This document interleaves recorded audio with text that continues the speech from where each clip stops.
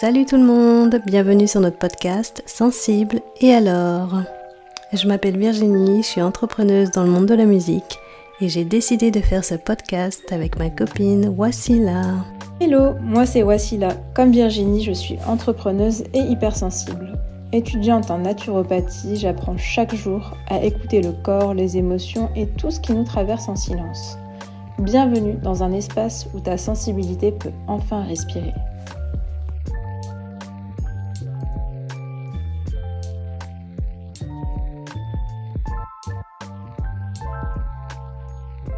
J'ai décidé de faire un autre épisode en solo, j'espère que tout le monde va bien. Aujourd'hui, on est le 21 août et il fait moins chaud, donc ça fait du bien. Alors aujourd'hui, je voulais vous parler d'un sujet dont on a un peu parlé, enfin plusieurs fois, qui est la confiance que j'ai perdue et que je suis en train de reconstruire. Donc on en a beaucoup parlé par-ci par-là dans des épisodes précédents, et notamment celui avec Daria. Je me suis rendu compte finalement que c'était le fil rouge de toute ma vie, le manque de confiance en moi qui m'a suivi toute mon existence, depuis que je suis petite jusqu'à maintenant. Récemment, j'ai appris à me reconstruire petit à petit. Je ne suis pas encore au maximum, je ne suis pas encore à 100%, mais je vais vous expliquer un peu comment ça s'est fait jusqu'ici. Et donc tout d'abord, je voulais vous raconter un peu le commencement. Comment ça s'est produit pour moi, le manque de confiance. Et en réfléchissant hier soir, je me suis dit que je n'ai jamais eu confiance en moi. Parce que j'ai grandi dans un environnement qui me rabaissait tout le temps, qui me critiquait tout le temps. J'avais peu d'amour. L'amour était donné évidemment, mais de façon assez futile. Ça pouvait être assez pour certaines personnes, mais pas suffisant pour moi. J'avais besoin de reconnaissance et je n'avais eu aucune reconnaissance depuis que je suis petite. Et honnêtement, j'en veux à personne au moment où je vous en parle, parce que j'ai appris, j'ai grandi, j'ai évolué. Et c'est ainsi que les choses devaient se faire.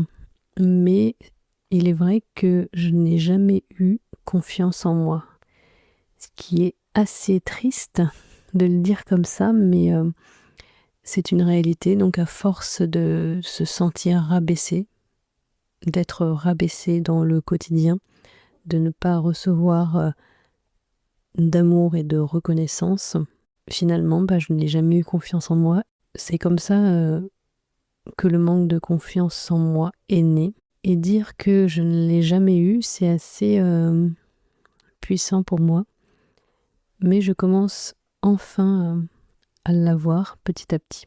Et donc je vous disais que le manque de confiance en moi est probablement le fil rouge de toute ma vie, parce qu'à cause de ça, et le fait aussi de ne pas m'aimer moi-même, j'ai fait peu de choses dans ma vie qui nécessitaient l'autonomie,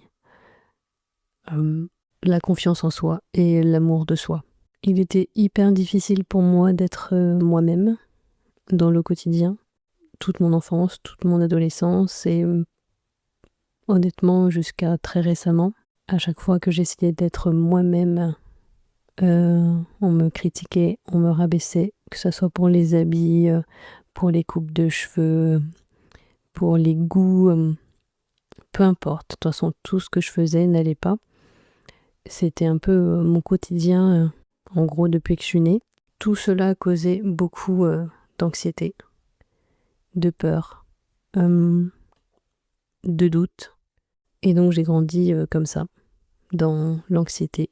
Et comme c'était la seule chose que je connaissais, le manque de confiance, la peur, les angoisses, l'anxiété, etc., je pensais que c'était normal, mais pas du tout. Jusqu'à maintenant, je pensais que c'était normal, mais maintenant je me rends compte et je sais que ce n'était pas normal. Et donc du coup, j'avais peur de tout. Enfin peur, j'étais angoissée de tout faire, de tout court. En fait, je n'arrivais pas à vivre normalement. comme toutes les autres personnes. Et je me disais souvent, j'aurais aimé être normale, mais je n'ai jamais su être normale jusqu'à à peu près maintenant. Même si, bon, je pense que je suis pas non plus normale, j'ai des problèmes psychologiques, je suis un peu une tarée. Mais il est clair que je ne fonctionnais pas normalement mentalement. Je faisais ce que je pouvais, mais c'était hyper galère et je ne sais même pas comment j'ai fait pour m'en sortir, pour avancer. Je pense que j'écoutais aussi pas mal de musique, de chansons où je pouvais me retrouver. Des chansons qui apportaient l'espoir, des chansons qui te disaient tu peux être toi-même. Et pendant très longtemps, ça a été mon combat de me battre. Et de me battre pour être moi-même. Car même ça, c'était le plus difficile pour moi. Être moi-même et le manque de confiance, etc. etc. Quand tu es habitué à te faire rabaisser pendant si longtemps, et bien après, tu y crois. Enfin, ton cerveau y croit. Ça, tu peux le comprendre que si tu l'as vécu, mais à force qu'on te rabaisse, ton cerveau finit par le croire parce que c'est tout ce que tu connais. Tu ne connais que ça. Tu ne connais pas la reconnaissance, tu ne connais pas le fait d'être valorisé et d'être aimé et d'être assez en fait. Et quand tu ne connais pas ça, évidemment, tu ne sais pas fonctionner normalement.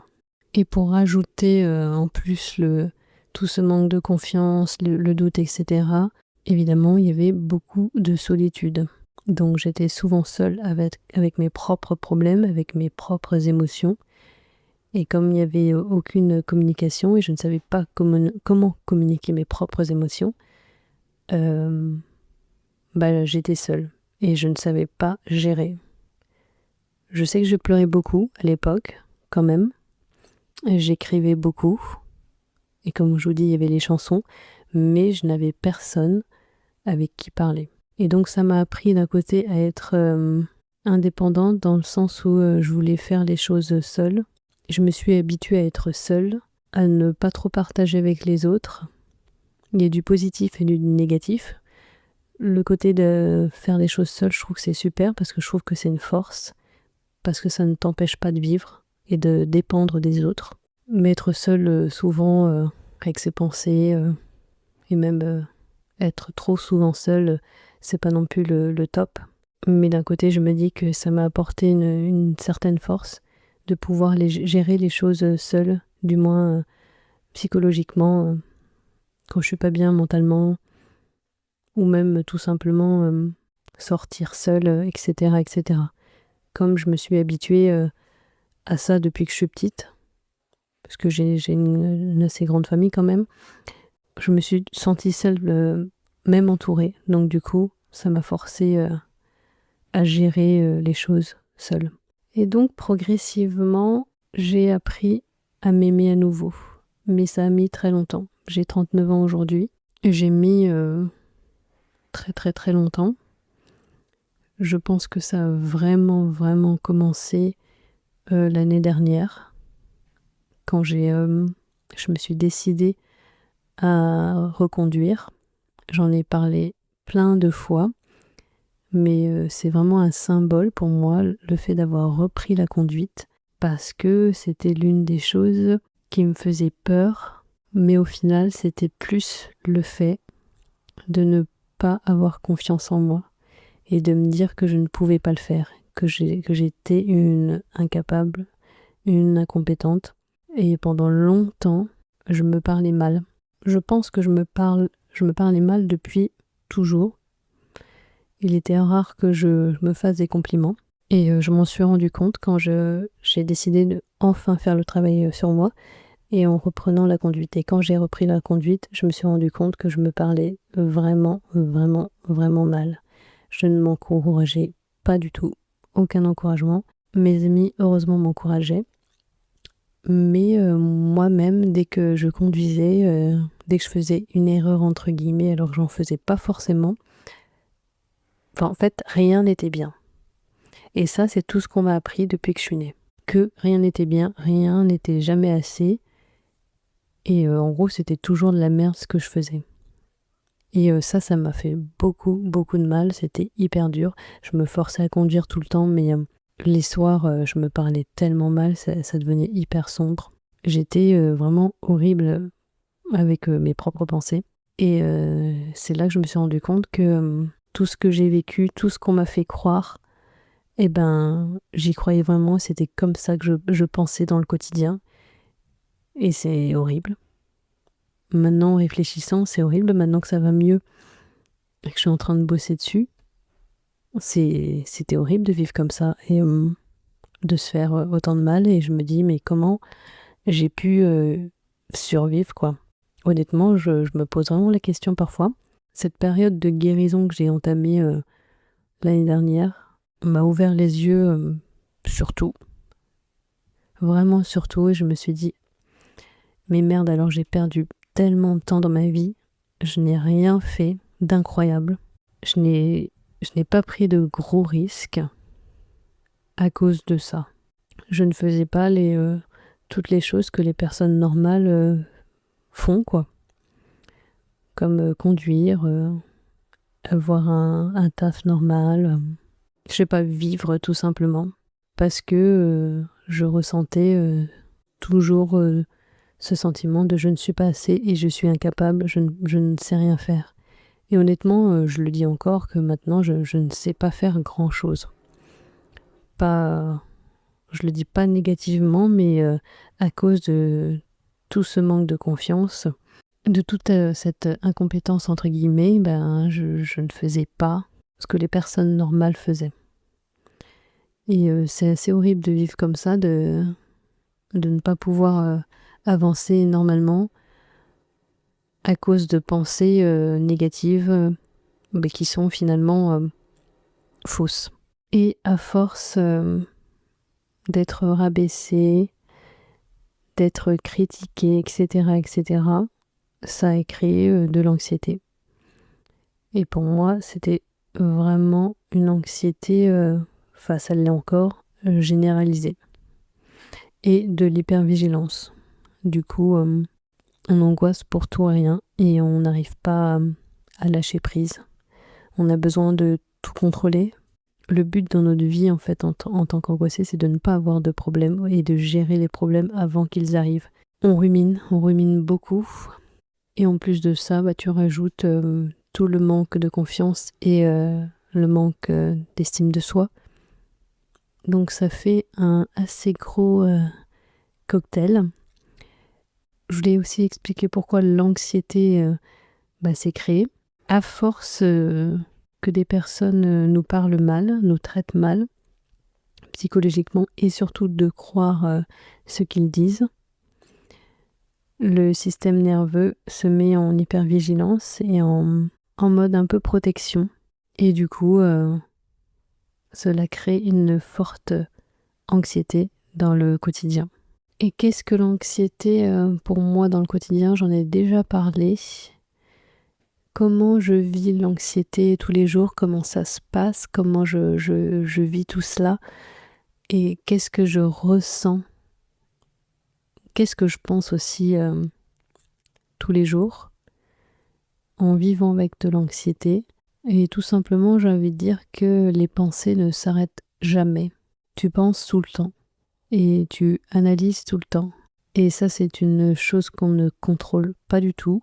C'est comme ça, c'est en nous, c'est le système nerveux qui a été habitué à flipper et à être en hypervigilance à cause de traumas émotionnels, j'ai envie de dire d'abus psychologiques. Le cerveau ne sait pas fonctionner autrement. Et donc du coup, il y a des pensées invasives tout le temps. Et ça peut être des pensées aussi un peu plus positives, mais il y a des pensées tout le temps. Et dans l'anxiété, c'est aussi voir toujours les difficultés, les obstacles qu'il pourrait avoir. Penser au futur tout le temps, évidemment. Et être dans le contrôle tout le temps. Donc moi, je suis comme ça et j'essaie de lâcher prise maintenant. Je vous en parlerai après. Et je vous en avais déjà parlé dans des épisodes précédents. Mais le fait d'avoir vécu autant dans le stress, la peur, le doute, l'hypervigilance, de ne pas se sentir aimé, soutenu, etc., etc., etc., a créé vraiment cette anxiété que je vis dans le quotidien. Je sais que c'est assez difficile pour les personnes qui ne vivent pas ça de le comprendre, mais de toute façon, je sais que la plupart des personnes qui nous écoutent, ce sont des personnes qui vivent ce qu'on vit. Mais si je devais essayer d'expliquer aux personnes qui ne vivent pas cela, ce manque de confiance, ce manque d'estime de soi et cette anxiété qui s'est créée à cause de tout cela, je dirais juste essayer de vous mettre à notre place et de vous dire que moi et d'autres personnes ont vécu une enfance, une adolescence et même ces années d'adulte dans une difficulté mentale assez intense. L'enfance n'était pas forcément malheureuse, mais dans le quotidien, on vit dans l'enfance et dans l'adolescence ce sentiment de ne pas être assez. Dans le quotidien, c'est tous les jours. Parce que tous les jours, on vous répète que vous êtes nul, que ce n'est pas bien ce que vous faites, peu importe ce que vous faites, ce que vous dites, ce que vous aimez, rien ne va. Il y aura toujours une critique, il y aura toujours un truc qui ne va pas. Et ça, c'est ce que j'ai vécu dans le quotidien toute ma vie. En gros, une grande partie de ma vie depuis que je suis née. Et je le répète vraiment depuis que je suis née. C'est tout ce que j'ai ressenti, c'est tout ce que j'ai vécu. Et à force de critique et de critique, eh bien, on devient anxieux. On a des soucis pour sociabiliser. On a tout un tas de soucis pour avancer normalement dans la vie. Et ça peut être con, on se dit putain, mais la meuf s'est fait critiquer une fois, deux fois, c'est bon quoi, après tu t'avances. Eh bien non, ça ne fonctionne pas comme ça parce que ton système nerveux, ton cerveau ne connaît pas la différence entre le bien et le mal. Tu ne connais que du mal. Parce que c'est tout ce que tu connais. Tu ne sais pas te parler gentiment, Et d'ailleurs, à l'époque, je pouvais traîner avec des gens qui étaient un peu bâtards avec moi, hein, les gens, parce que c'est tout ce que je connaissais. Hein, vas-y, critique-moi, j'aime bien, parce que c'est tout ce que je connaissais. Je ne connaissais rien de bon finalement, jusqu'à maintenant, jusqu'à l'âge adulte, où quand j'ai commencé à faire vraiment du travail sur moi et à tomber vraiment sur les bonnes personnes au niveau professionnel et au niveau des amis aussi, parce que les amis, heureusement, sont là pour te démontrer de l'amour, de la reconnaissance, etc., etc. Et je me dis souvent que les amis ou les personnes récemment que j'ai rencontrées m'ont vraiment guéri parce que je n'ai jamais eu cette reconnaissance que certaines personnes que je connais à peine m'ont donnée, juste parce que j'ai fait un bon geste, j'ai été généreuse, j'ai été sympa, j'ai fait quelque chose pour eux. Et ça, je ne l'ai jamais eu, étant petite, étant adolescente, et ça me guérit vraiment, et je continue de guérir encore chaque jour, quand quelqu'un me montre de la reconnaissance, me montre de l'amour. Et je pense que je continuerai à guérir de cela pendant un bon moment, parce que j'essaie de récupérer tout l'amour que je n'ai pas reçu, que je n'ai pas ressenti à l'époque. Mais encore une fois, j'en veux pas à ces personnes, c'est comme ça. Chacun a ses problèmes, ils ont appris comme on leur a appris. Moi, on ne m'a rien appris. J'ai dû tout apprendre au niveau émotionnel, au niveau psychologique, et j'ai dû m'en sortir seule. Puis, grâce à des thérapeutes holistiques et mes amis, et j'avance chaque jour. Alors, quand est-ce que j'ai commencé à reprendre confiance en moi ? Comme je vous l'ai dit, ça a commencé quand j'ai repris la conduite, mais pas tout de suite évidemment, parce que ça a été très très sombre pour moi les premiers mois, les premières semaines. J'ai compris qu'il fallait que je pense différemment et que j'apprenne à m'encourager, à m'aimer, à m'apprécier pour ce que je faisais. Et donc c'est là que j'ai commencé à écrire dans mon carnet des gratitudes tous les soirs, toutes les choses positives que je faisais dans la journée. Et j'en ai déjà parlé dans un podcast. Et vraiment, je pense que c'est la chose qui est en train de me sauver, parce que ça apprend à mon cerveau à refonctionner normalement. Je fais ça depuis presque 1 an, tous les soirs, et ça change vraiment, ça change tout. Mon cerveau ne me parle plus comme avant. Je suis sympa avec moi-même et je m'aime. Enfin, je commence à m'aimer de plus en plus et je reprends confiance de plus en plus. Par exemple, quand je fais une connerie, une erreur ou un truc qui est moins bien dans le quotidien, je me parle moins mal. Et si je me parle mal, ça sera très rapide. Parce qu'avant, dès que je me parlais mal, ça pouvait durer des heures et des heures et des heures et ça pouvait être assez sombre. Mais maintenant, ça va beaucoup mieux et je trouve que c'est un truc de fou de pouvoir, en gros, remettre ton système nerveux à zéro et réapprendre à ton cerveau à fonctionner normalement. Ça prend du temps, ça va prendre encore du temps parce que j'en suis encore au début, j'ai envie de dire. Mais je sais que ça ira mieux et que ça continuera à aller mieux. Et j'ai envie de dire que ça fait du bien de fonctionner comme ça maintenant. Et après des années où ce manque de confiance et ce manque d'estime de soi, honnêtement, ça m'a mis à terre, quoi. Donc voilà, j'ai juste envie de dire que c'est possible d'avancer dans le positif. Alors, où j'en suis aujourd'hui? Est-ce que j'ai encore peur? Alors oui. J'ai même pas envie de dire que c'est de la peur, mais est-ce que je suis encore angoissée? Parce que c'est vraiment de l'angoisse pour moi qui m'empêche parfois de vivre correctement. Parce que pour moi, les peurs, c'est plus la peur de tomber, de voir des serpents, des trucs comme ça. Moi, c'est beaucoup plus fort et beaucoup plus profond parce que c'est finalement le manque de confiance et l'anxiété qui me crée une certaine peur, entre guillemets. Mais de base, ce n'est pas de la peur. Je suis encore angoissée et je peux avoir peur à cause de l'anxiété parce que je n'ai pas encore 100% confiance en moi. J'ai encore des doutes.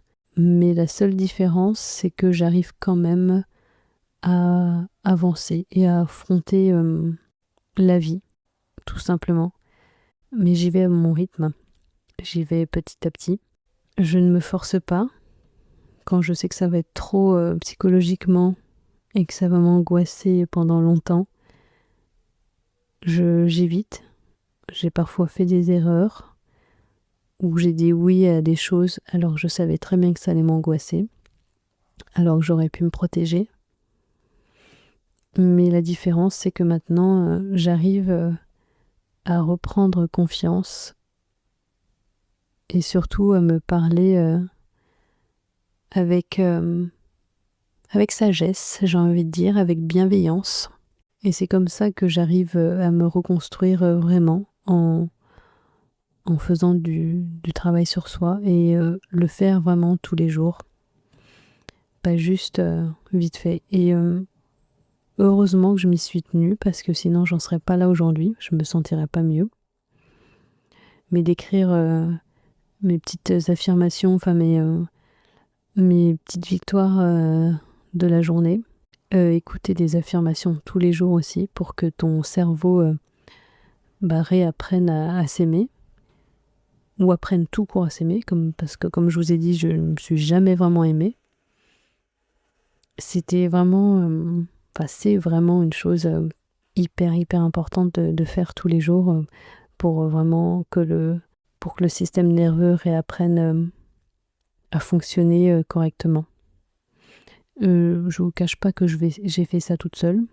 J'ai pas vraiment vu de psy quand j'ai fait ça, mais apparemment j'étais hyper motivée et je le suis encore parce que j'ai envie d'aller mieux, j'ai envie d'être normale, de vivre normalement, parce que j'envie tellement les gens normaux, entre guillemets, qui n'ont pas de soucis de confiance en soi, d'estime de soi, d'anxiété généralisée, qui vivent au jour le jour et qui ne pensent pas comme moi, qui analysent pas tout le temps, qui arrivent à lâcher prise et ne pas être dans le contrôle tout le temps.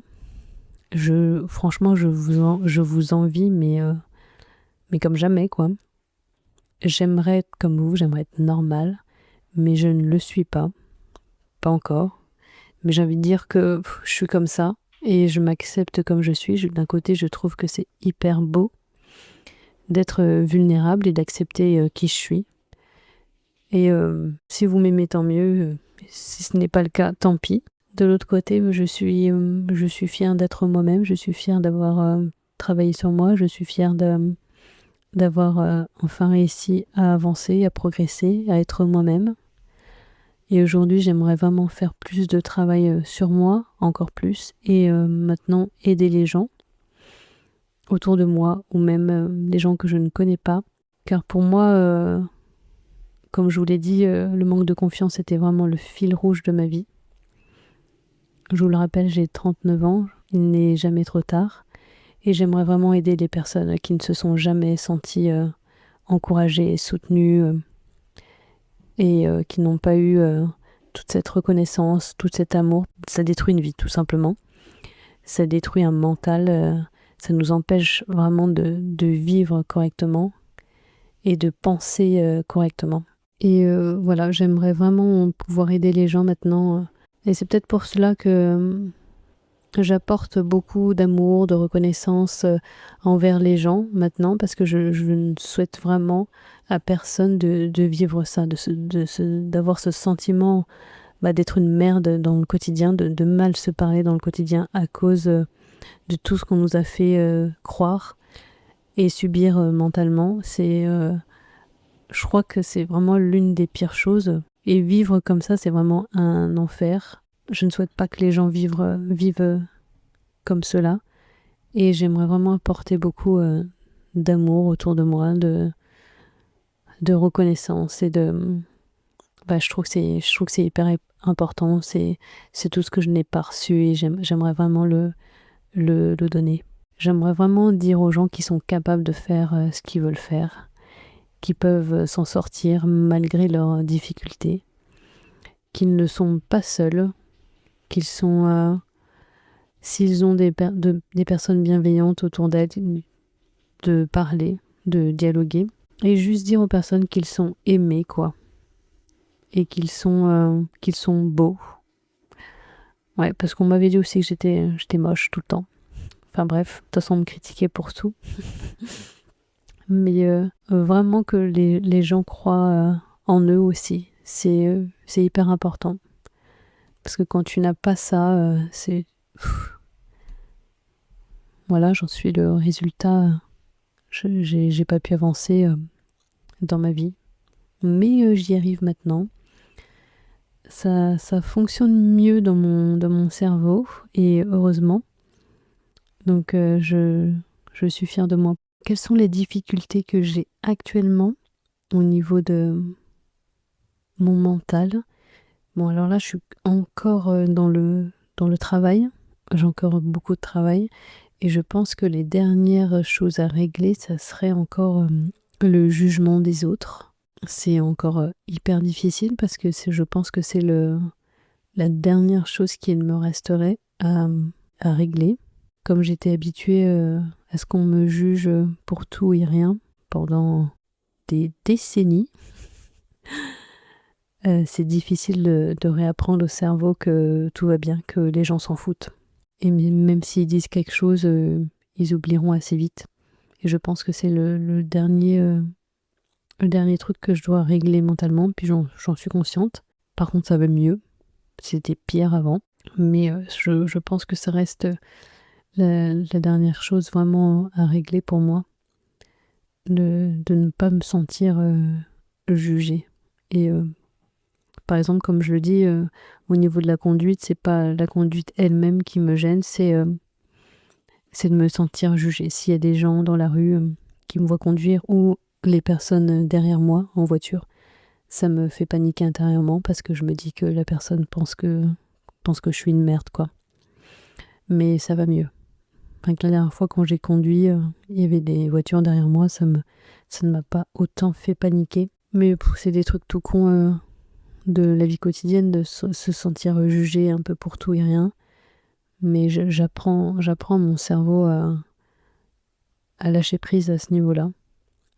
Mais je lâche prise de toute façon de plus en plus, à être un peu moins dans le contrôle. Et petit à petit, je sais que ça va venir. Mais juste soyez patient avec moi si j'ai des difficultés encore à vivre, tout simplement, à faire des tâches quotidiennes. Je fais de mon mieux, je prends soin de moi et je fais le travail. Voilà. Et le dernier mot, ça serait juste encore un message d'espoir pour toutes les personnes qui sont comme moi, qui ont vécu le même genre d'histoire. Vous êtes capable, vous êtes aimé, vous êtes compétent, vous êtes beau, vous êtes incroyable. Répétez-vous ces choses dans le quotidien et vous finirez par y croire. Moi, je crois en vous, en tout cas. Tout finira par aller mieux. Je sais que ça prend du temps, ça prend énormément de temps. Moi, je pense que ça va continuer encore longtemps de ce travail sur moi-même. Mais je vis mieux. Et comme je le disais, c'était vraiment, vraiment pire avant. Et donc maintenant, j'apprends à mieux vivre. Donc, soyez gentils avec vous-même, soyez sympa avec vous-même. Et surtout, voilà, juste pour vous dire que vous êtes capable et aimé. Merci beaucoup d'avoir pris le temps de nous écouter.